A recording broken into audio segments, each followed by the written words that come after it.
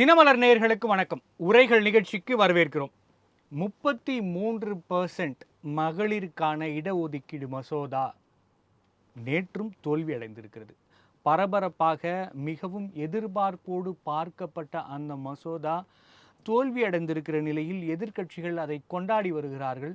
இது தமிழகம் வென்றது என்று முதலமைச்சர் அவர்களும் குறிப்பிட்டிருக்கிறார். அவர் தவிர்த்து மற்றைய ஏனைய எதிர்க்கட்சிகளும் இந்த மசோதா தோல்வி என்பது தங்களுக்கு கிடைத்த வெற்றி, மக்களுக்கு கிடைத்த வெற்றி என்று பேசிக் கொண்டிருக்கிறார்கள். எதிர்க்கட்சியில் இருக்கிற அவர்கள் கொண்டாடுவது புரிகிறது. ஆனால் அமித்ஷாவுக்கு கண்டிப்பாக தெரிந்திருக்கும் இந்த மசோதா வெற்றி பெறுவதற்கான வாய்ப்பு எந்த அளவு இருக்கிறது, எப்படி மக்கள் எதிர்க்கிறார்கள் என்பதை புரிந்திருக்கிறார்கள். அந்த எதிர்க்கட்சிகள் இருப்பவர்களின் ஆதரவு கிடைக்காத பட்சத்தில் இந்த மசோதா பாஸ் ஆவறதுக்கான எந்த வாய்ப்பும் இல்லைன்னு தெரிஞ்ச பிறகும் எதற்காக இந்த 3 மசோதாக்களையும் அவர் எடுத்துட்டு வந்திருக்காரு அப்படிங்கிற கேள்வி இருக்கிறது. இதற்கு பின்னால் நிறைய காரணங்கள் சொல்லப்பட்டாலும் கூட இந்த மசோதாவின் மூலம் மகளிருக்கு கிடைக்கிற உரிமைகள் என்பது திரும்பவும் ஒரு முறை வரலாற்றில் மறைக்கப்பட்டிருக்கிறது, மறுக்கப்பட்டிருக்கிறது அப்படிங்கிற பார்க்க முடியுது. இதற்கான காரணங்கள் என்ன, அமித்ஷாவின் கணக்கு என்ன, எதிர்க்கட்சிகளின் கணக்கு என்ன, நிறைய கேள்விகள் இருக்கிறது. அந்த கேள்விகளை தான் இன்றைய உரைகள் நிகழ்ச்சி வாதிக்க இருக்கிறது.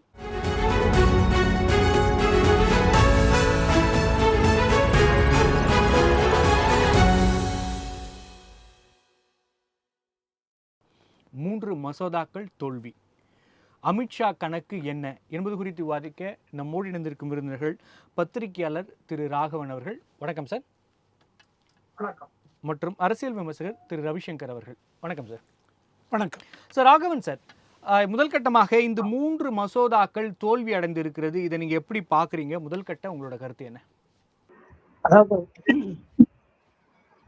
நாடு முழுவதும் கடந்த சில நாட்களாக இந்த மகளிர் இடஒதுக்கீடு மசோதா மற்றும் தொகுதி மறுவரையறை சட்ட திருத்த மசோதா பெரும் பேசு பொருளா இருந்தது.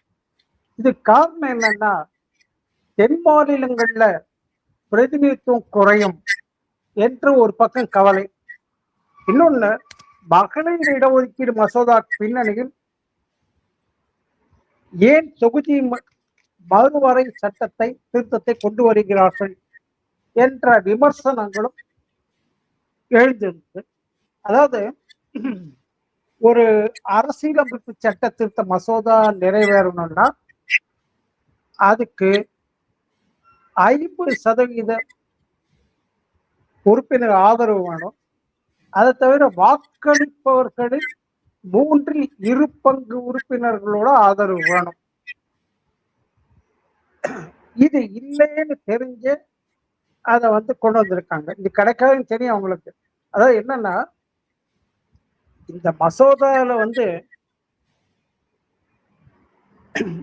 மொத்தம் 528 வாக்குகள்ல உறுப்பினர்கள் பங்கேற்ற நிலையில மசோதாவுக்கு ஆதரவாக 298 வாக்குகளும் எதிராக 230 வாக்குகள் கிடைத்தன. இப்ப மொத்தம் கிட்டத்தட்ட ஒரு 352 வாக்குகள் கிடைத்தாலும் அந்த மசோதா நிறைவேற முடியல, தோல்வி அடைஞ்சிருக்கு. இதுக்கு என்ன காரணம்? அதாவது நிச்சயமாக தெரியும், பிரதமர் மற்றும் அமித்ஷா தலைமையிலான இந்த மத்திய அரசுக்கு ஏன்னா அவங்கள்ட்ட போதிய பலம் இல்லை. கடந்த 2 முறை அவங்கள்ட்ட ஆட்சி பலம் இருந்தது. இந்த முறை அவங்களுக்கு பெரும்பான்மைக்கு ஷார்ட்டா தான் இருக்காங்க. இருந்தாலும் ஒரு அவசர கதியில இத கொண்டு வந்திருக்காங்க. காரணம் என்னன்னா, இப்ப அடுத்து 2029 தேர்தல், மக்களவை தேர்தல் வரவிருக்கிறது. அதற்குள் இந்த இடஒதுக்கீடு 33% இடஒதுக்கீடு மசோதாவை கொண்டு வந்தால் அது தேர்தலில் தங்களுக்கு சாதகமாக இருக்கும். ஏன்னாக்க இப்ப போன தடவை மெஜாரிட்டி கிடைக்கல, இந்த தடவை ஏதாவது புதுசா செய்யணும், ஏதோ ஒரு விஷயத்தை முன்வைத்து கொண்டு போனாதான் இந்த தேர்தலில் நம்ம ஜெயிக்க முடியும். கணக்கு போட்டு ராகவன் சார், அப்படி கணக்கு இருந்தா கூட சார், ராகவன் சார் என்னோட புரிதலுக்காக கேட்கிறேன்.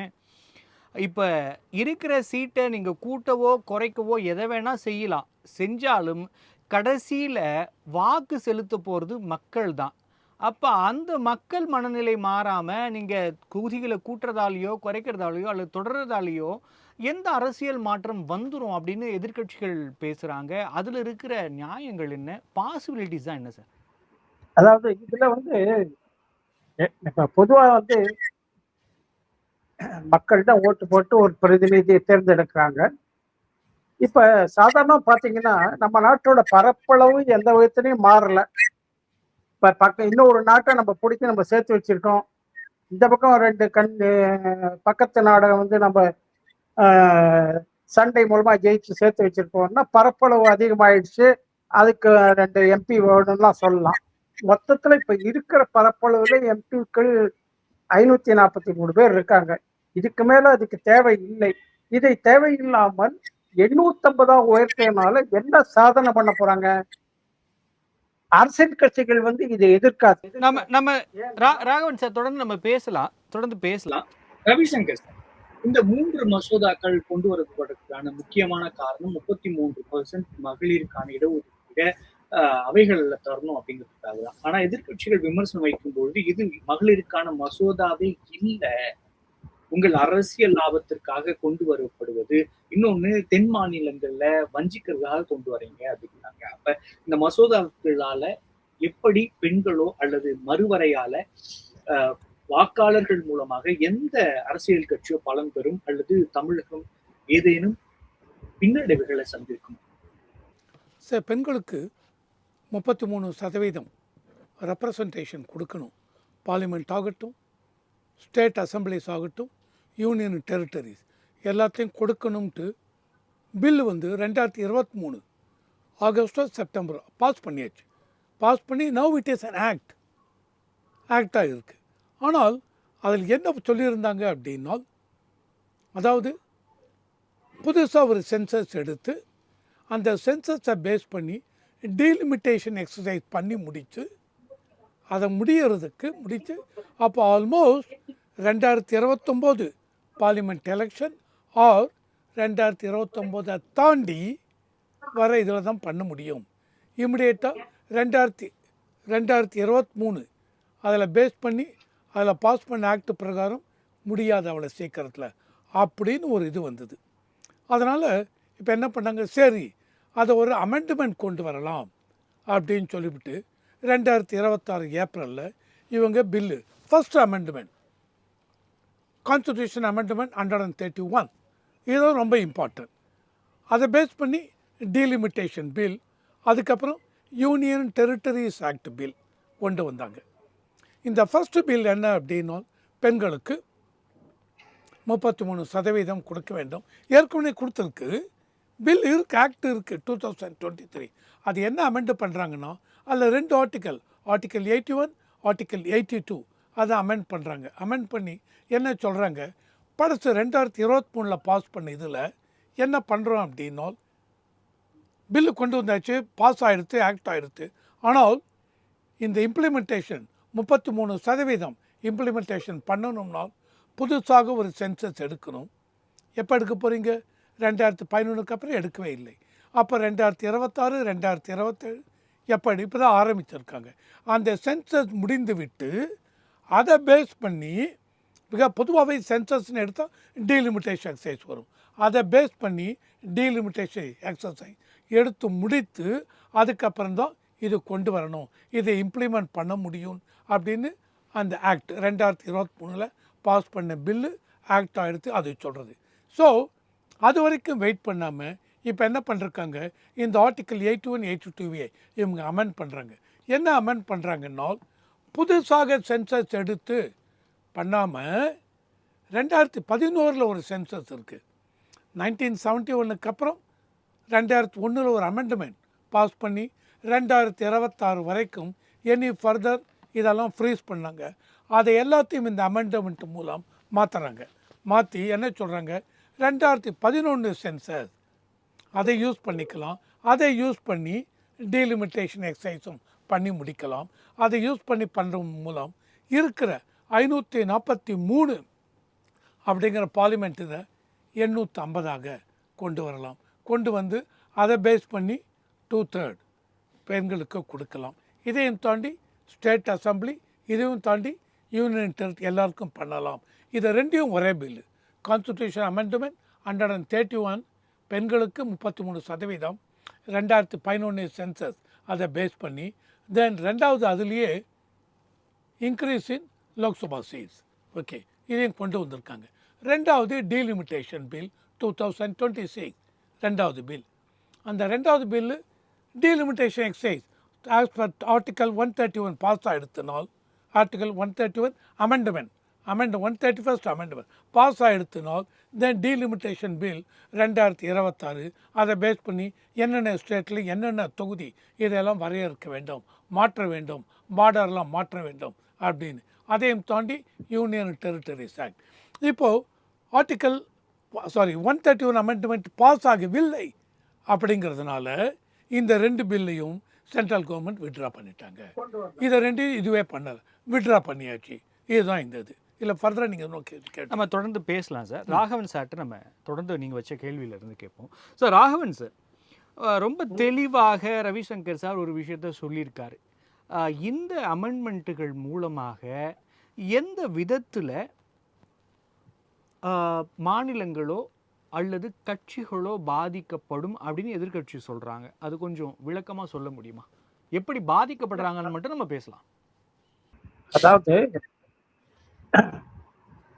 பிரதமர் மோடியும் மத்திய உள்துறை அமைச்சர் அமித்ஷாவும் சட்ட அமைச்சர் பேக்வால் என்ன சொல்றாங்கன்னா, இந்த சட்ட திருத்த அரசியலமைப்பு சட்டம் 131வது அரசியலமைப்பு சட்ட திருத்த மசோதானால எந்த பாதிப்பும் ஏற்படாது, மாநிலங்களுக்கு அதிக தொகுதிகள் தான் கிடைக்கும். அதாவது இப்ப தென் மாநிலங்கள்ல மொத்தம் 125 இருக்குன்னா அது 152 மாறும். தமிழகத்துல 39 தொகுதி இருக்குன்னா அது 52 மாறும். எந்த விதத்திலும் குறையாது அப்படின்னு சொல்றாங்க. அதனால எந்த இழப்பும் ஏற்படாது, அதிகரிக்குமே தவிர குறையாதுன்னு சொல்றாங்களே தவிர இதை ஒரு வெர்பலா தான் சொல்றாங்க. எந்த விதமான எழுத்துப்பூர்வமான ஆதாரமும் இது கிடையாது. ஏன்னா நேற்று கூட முன்னாள் ராகவன் சார் அமித்ஷா அவர்கள் உரையாடுறப்ப இது நான் கேரண்டியாக சொல்கிறேன், தமிழில் வேறு ஏதேனும் வார்த்தைகள் இருந்தால் கூட அதை கூட நீங்கள் பயன்படுத்திங்க, ஆனால் கண்டிப்பாக மாநில உரிமைகளோ அந்த விகிதாச்சாரங்களோ பிரதிநிதித்துவமோ பாதிக்கப்படாதுன்னு சொல்கிறாரு. அப்போ அதற்கான விஷயங்கள் ஏதாவது இருந்து அதை கோடிட்டு காமிச்சிங்கன்னா பரவாயில்ல. ஆனால் யூகத்தின் அடிப்படையிலேயே பேசி கொண்டிருப்பது எப்படி சரியாக இருக்கும்? அங்க எந்த வார்த்தைகளும் எந்த சரத்துகளோ அங்க இல்லைங்கிறப்ப அதுக்கு என்ன லீகல் கேரண்டி மாதிரி ஏதாவது கொடுக்குறாரு? இல்லையே, வாய்மொழியா சொல்றாரு. நாளைக்கு நேற்று கூட முன்னாள் மத்திய அமைச்சர் ஒரு சந்தேகம் எழுப்பிக்கிறார். தமிழ்நாட்டுக்கு 39 தொகுதி 52 தொகுதியா மாறும்னு இவங்க சொல்றாங்க. ஆனா இந்த சட்ட திருத்தம் வந்ததுக்கு அப்புறம் மறு வரையறை செய்த பிறகு அவங்க சொன்னபடியே 52 கிடைக்குமா இல்லை அது 49 குறையுமா என்பது தெரியவில்லை அப்படின்னு அவரே ஒரு சந்தேகத்தை கிளப்பிட்டாரு. ஸோ இதுல பல பிரச்சனைகள் இருக்கு. ரெண்டாவது, இப்ப நான் சொன்ன மாதிரி இப்ப இவ்வளவு அவசரமா ஏன் கொண்டு வரணும்? தனக்கு பலம் இல்லை என்று சார் எது சார் அவசரம்? மகளிருக்கான இடஒதுக்கீடு மசோதா எவ்வளவு ஆண்டுகள் இன்னும் கிடப்பிலே இருக்குன்னு தெரியும். கண்டிப்பா இப்பையும் கேட்டு என்ன அவசரம்னா, மகளிருக்கான உரிமைகள் கொடுப்பதற்கான காலம் இன்னும் வரவில்லை, அதற்கு இன்னும் மகளிர் எத்தனை ஆண்டு காலம் காத்திருக்கணும்னு ராகவன் சார் எதிர்பார்க்கிறாரு. சார், முதல்ல ஒரு விஷயம் தெரிஞ்சுக்கணும் சார். இந்த மகளிர் இடஒதுக்கீடு மசோதாவை கொண்டு வராமல் பல ஆண்டுகள் காலம் தாழ்த்தது இதே ரெண்டு கட்சி தான். மத்தியில் ஆண்ட காங்கிரஸ் கட்சியும் சரி, பாஜகவும் சரி. ஆனா 2023 இந்த மசோதா சட்டமான 33% இடஒதுக்கீடு சட்டமான பிறகு அதுல ஒரு கிளாஸ் என்னன்னா, இந்த மசோதாவை 2020 அடுத்த சென்சஸ் 2027 சென்சஸ் எடுத்த பிறகு அதன் அடிப்படையில் தொகுதி மறுவரை செய்து அதன் பிறகு இது அப்பதான் இது அமலுக்கு வரும்னு அவங்க ஒரு இந்த அமெண்ட்மெண்ட்ல சொல்லியிருக்காங்க. அப்படி இருக்கிறது அப்ப அவங்களுக்கு வந்து 33% இடஒதுக்கீடு மறுக்கப்படவில்லை. ஏன்னா ஒரு விஷயம் ஞாபகம் வச்சுங்க, உள்ளாட்சி தேர்தலிலும் நகராட்சிகளிலும் 39 மகளிருக்கு 33% இடஒதுக்கீடு கொண்டு வந்தது முன்னாள் பிரதமர் பி.வி. நரசிம்மராவ் இருந்த காலத்துல தான். அதனால இப்ப காங்கிரஸ் ஒன்றும் மகளிர் இடஒதுக்கீடு வந்து எதிர்க்கவில்லை, அதை அமல்படுத்த ஒரு எதிர்க்கல ஆனா சட்ட ஆதரிக்கவும் இல்ல அப்படின்னு நம்ம புரிஞ்சுக்கலாமா சார்? ஆ? எதிர்க்கல ஆனா நாங்க பில் எடுத்துட்டு வந்தா ஆதரிக்கவும் மாட்டோம் கண் அப்படின்னு நம்ம பில் புரிஞ்சுக்கலாம். ஆதரிக்க தயாரா இருக்காங்க, ஆதரிக்க மாட்டேன்னு அவங்க சொல்லல. அவங்க கொண்டு வந்த டைம் இப்ப 5 மாநில தேர்தல் நடக்குது, தேர்தல் நடத்தை விதிமுறைகள்லாம் இருக்கு. இந்த மாதிரி ஒரு சூழல்ல திடீர்னு அவசரமா ஒரு 3 நாள் நாடாளுமன்றத்தை கூட்டி இந்த மசோதாவை டேபிள் பண்ண வேண்டிய அவசியம் என்ன அப்படிங்கிறத கேள்வி. அதுக்கு காரணம் தான் என்னன்னா, இந்தியாவுல அவர்களுக்கு நோக்கம் எல்லா வருடங்களும் ஏதாவது ஒரு தேர்தல் நடந்து கொண்டேதான் இருக்கும். அப்படி இருக்க பட்சத்துல நீங்க அந்த தேர்தல் இந்த தேர்தல் 5 மாநில தேர்தல்ல 3 மாநில தேர்தலுக்கான ஓட்டுப்பதிவு முடிஞ்சிருச்சு. இதுக்கப்புறம் அந்த 3 மாநிலத்துக்கு ஒண்ணும் இல்ல. மிச்சம் இருக்கிற 2 மாநிலம் அடுத்த வருஷம் வந்தீங்கன்னா திருப்பியும் தேர்தல்கள் வர இருக்கிறது. அப்ப எந்த வருஷம் எடுத்துட்டு வந்தாலும் இது காரணமாக சொல்லிக் கொண்டே இருக்கலாம். ஆதரிச்சீங்கன்னா மக்கள் ஏத்துக்க போறாங்க. எல்லா கட்சியும் சேர்ந்துதான் ஆதரித்து இருக்கிறார்கள் என்பதை மக்கள் புரிந்து கொள்ள போறாங்க. அதுதான் நான் சொல்கிறேன், ஆதரிக்க தயாரா இருக்கு. ஆனா அவங்க என்ன நினைக்கிறாங்க, மத்திய அரசு இந்த 2029ஆம் ஆண்டிலேயே மக்களவை தேர்தலுக்கே இந்த இடஒதுக்கீடு அமல்படுத்தி விட வேண்டும் என்று, அதன் மூலம் அரசியல் ஆதாயம் தேட வேண்டும் என்று நினைக்கிறார்கள். இல்ல சார், அரசியல் ஆதாயம் நம்ம தொடர்ந்து பேசிக்கிட்டே இருக்கோம். என்ன ஆதாயம்ங்கிறத யாரும் விளக்க மாட்டேங்கிறீங்களே சார்.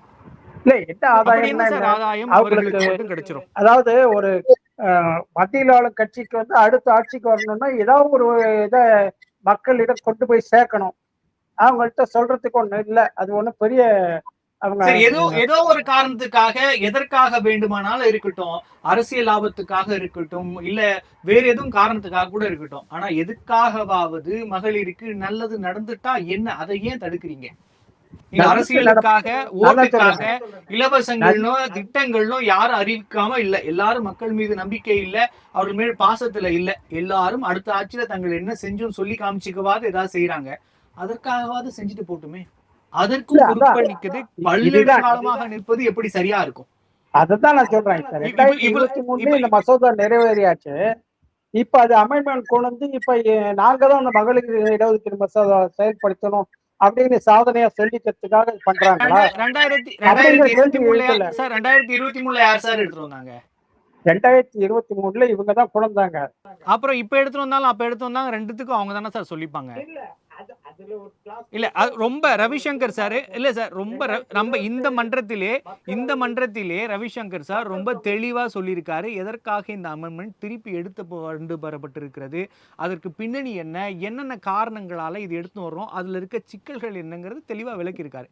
ஆனா பிஜேபி இதில் பயன்பெற்றும் அப்படிங்கிற அந்த வார்த்தைக்கு எப்படிங்கிறதுக்கு மட்டும் பதில் இருக்க மாட்டேங்குது சார். சார் ரவிசங்கர் சார், அடுத்து உங்ககிட்ட தான் கேள்வி கேட்கணும்னு நினைக்கிறேன் சார். ஒரு முக்கியமான கேள்வி வச்சிருக்காரு. தேர்தல் நேரத்தில் நீங்கள் இதை எடுத்துகிட்டு வந்திருக்கீங்க அப்படிங்கிற ஒரு விஷயம் இருக்குது. இல்லை 2 விஷயங்கள் எனக்கு கேள்வியாக நிற்கிறது. நேர்மையான பதில் எதிர்பார்க்குறேன். தேர்தல் நேரம் இல்லை, நான் கேள்வி கேட்கல. முதல் கேள்வி, தேர்தல் நேரம்ங்கிறத என்னால் புரிஞ்சிக்க முடியுது.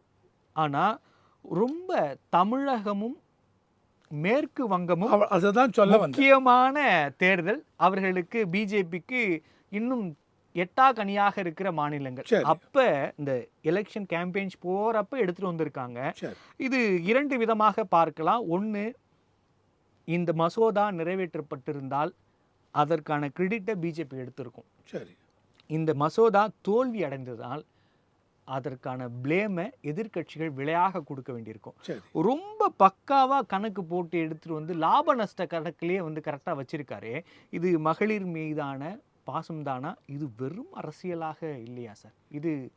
இது மக்கள் மீது அக்கறையா தெரியலையே சார்? இதை வந்து நான் எப்படி பார்க்குறேன் அப்படின்னா, நான் ஒரு பாசிட்டிவ் ஆங்கிள் தான் எடுத்து பார்க்குறேன். தேர்தல் இப்போ தேர்தல் நடக்க போகிறது பெனிஃபிட்டாக இருந்தால் பாசிட்டிவ் அப்படி பார்ப்பீங்க.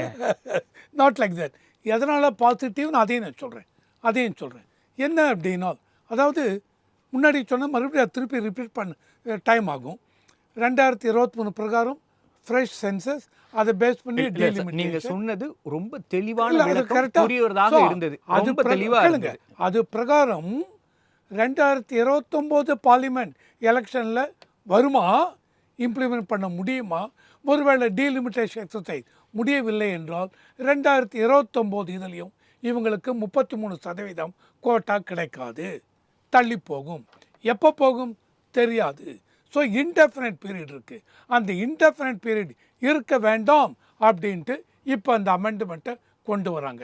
இந்த அந்த அமெண்ட்மெண்ட்டை ஒரு வாரம் தள்ளி கொண்டு வந்தா இந்த கேள்வியே வந்திருக்காதே சார். ஒரு வாரம் தள்ளி கொண்டு வரதுனால இப்போ இவங்களுக்கு சொல்லட்டும், பார்லிமெண்ட்டில் பில்லுக்கு அகேன்ஸ்டாக இவங்க ப்ரொடெஸ்ட் பண்ணாங்கல்ல, ஓப்பனாக சொல்லட்டும், இல்லைங்க இந்த பில்லு நீங்கள் கொண்டு வர பில்லு எல்லாம் நாங்கள் ஒத்துக்கிறோம். இந்த இது கான்ஸ்டிடியூஷன் அமெண்ட்மெண்ட் 131st அமெண்ட்மெண்ட் இது பிரகாரம் 2011 சென்சஸ் எடுத்துக்கணும், அதே நாங்கள் ஒத்துக்கிறோம். ஏன்னால் இது 2029க்குள்ளேயே இதை கொண்டு வரணும். உங்களுடைய நல்ல ஒரு ஒப்பீனியன், நல்ல வியூஸ் பிஜேபி, இது வி அப்ரிஷியேட். இருந்தாலும் இப்போ தேர்தல் நடப்பதனால இதிலிருந்து தேர்தல் முடியட்டும், ஏப்ரல் 29 2வது ஃபேஸ் வெஸ்ட் பெங்கால் முடியட்டும், முடிந்ததுக்கப்புறம் மே 1st வீக்கில் வைத்துக்கொள்ளலாம் அப்படின்னு இவங்களே ஒரு சொல்லலாம். அந்த மாதிரி சொல்லவில்லை. என்ன சொன்னாங்க இவங்க இதில்? இல்லை, இது தமிழகத்தை வஞ்சிக்கிறது, இது தென்னக இதை வஞ்சிக்கிறதுனாங்க. ஆனால் ஆமாம் சார், ராகவன் சாரே ரொம்ப தெளிவாக சொல்கிறாரு. நீங்கள் எழுத்துப்பூர்வமாக அதில் எதுவும் இல்லாமல் வெறும் வாய்மொழியாக சொல்வதை எப்படி ஏற்றுக்கொள்ள முடியும் கேட்குறாருல்ல சார்.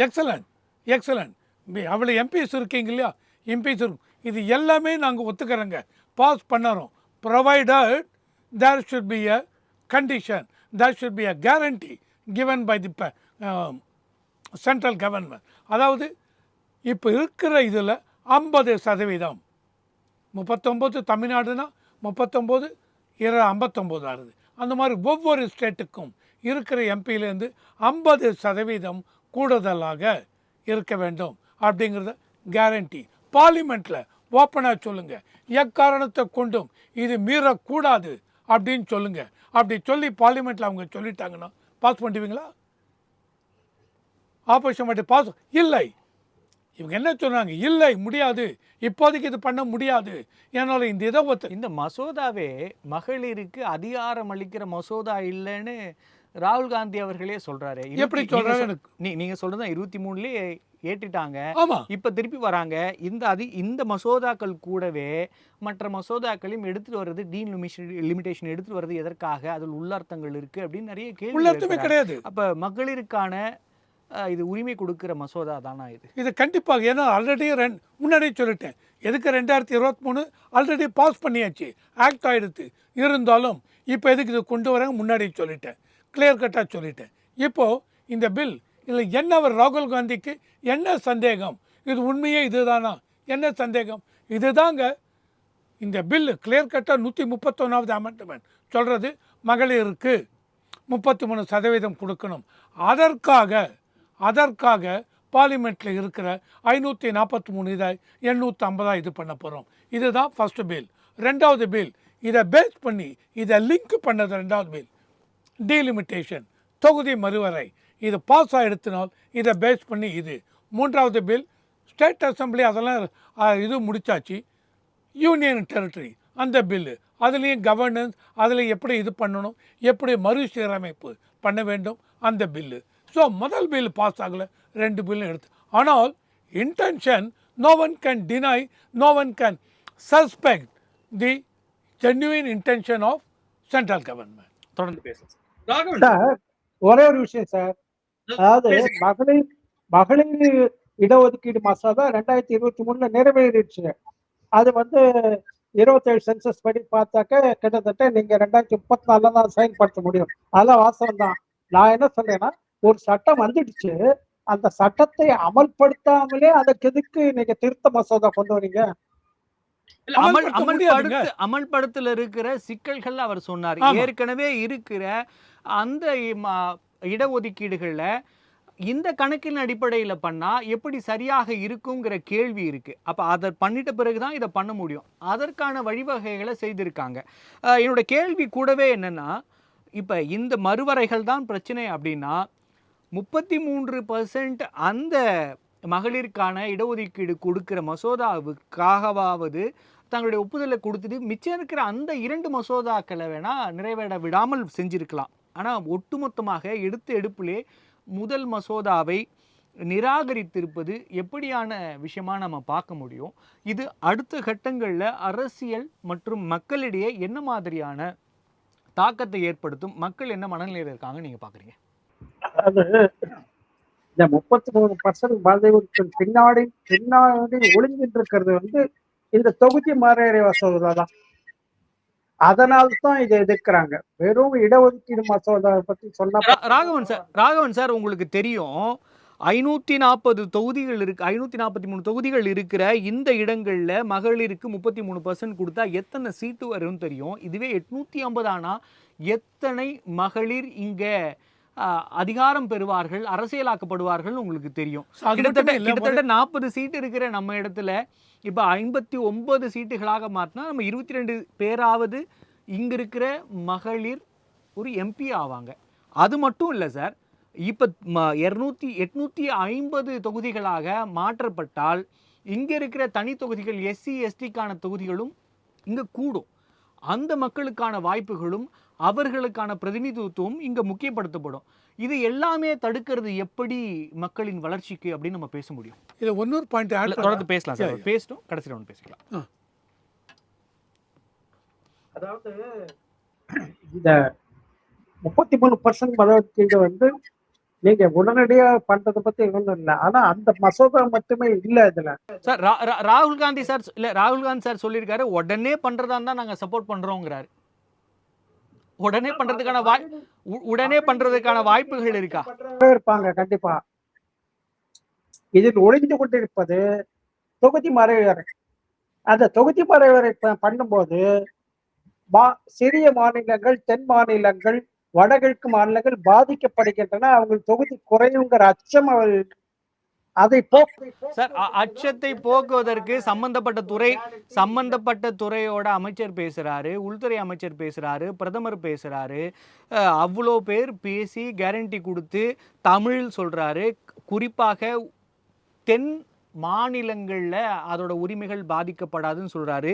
அந்த பர்சன்டேஜ் 7.25%ங்கிறதையும் குறிப்பிட்டு சொல்றாரு, நம்பரை சொல்றாரு. இவ்வளோ சொன்ன பிறகும் அவர் வெளியில கட்சி கூட்டத்தில் பேசல, அவையில பேசுறாரு.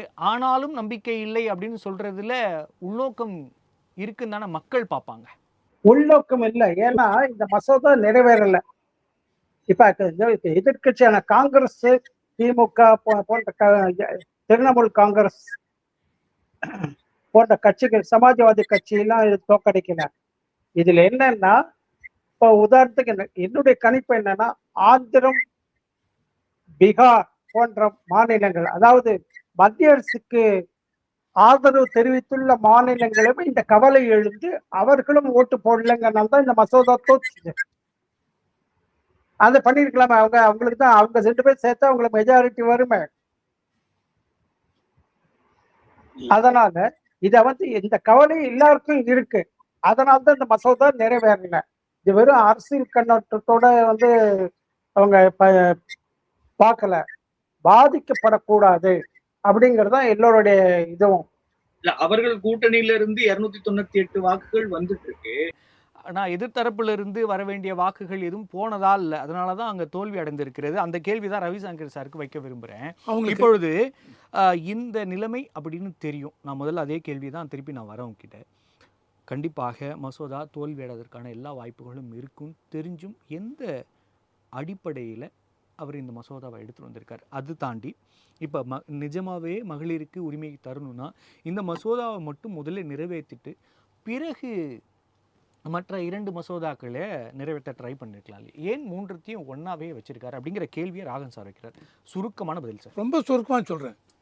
எதிர்கட்சிகளுக்கு 3 பில்லு, அந்த 3 பில்லுன்னு முதல் பில்லு ரொம்ப இம்பார்ட்டன்ட். அமெண்ட்மெண்ட் 131 அது ப்ளஸ் 2வது அதை தொடர்ந்து அது பாஸ் ஆகிவிட்டதென்றால் டீலிமிட்டேஷன், தொகுதி மறுவரை அது முடிந்து விட்டதென்றால் யூனியன் டெரிட்டரி. இப்போ உங்களுக்கு 131 அமெண்ட்மெண்ட் பில் அதில் பிரச்சனையா இல்லை இந்த 2ல் பிரச்சனையா? இந்த 2 நீங்கள் 131 அமெண்ட்மெண்ட்டை தோக்கடிச்சிங்க. ஸோ தோக்கடிக்கலை. என்னை பொறுத்த வரைக்கும் பிஜேபிக்கு 292 சீட் உண்டு. என்டிஏ பிஜேபியில் BJP plus NDA Shinde faction TDP எல்லாம் சேர்த்து. ஸோ 298 கிடச்சிருக்கு. 6 சீட் அதிகமாக கிடச்சிருக்கு. இவங்களுக்கு இந்தியா பிளாக்கு 232, அதையும் தாண்டி மற்ற அவங்களுக்கு 230, மொத்தம் 528 பேர் தான் வந்தாங்க. அதில் 298. ஸோ என்டிஏக்கு எந்த விதத்துலையும் ஓட்டு குறைவாக விடவில்லை.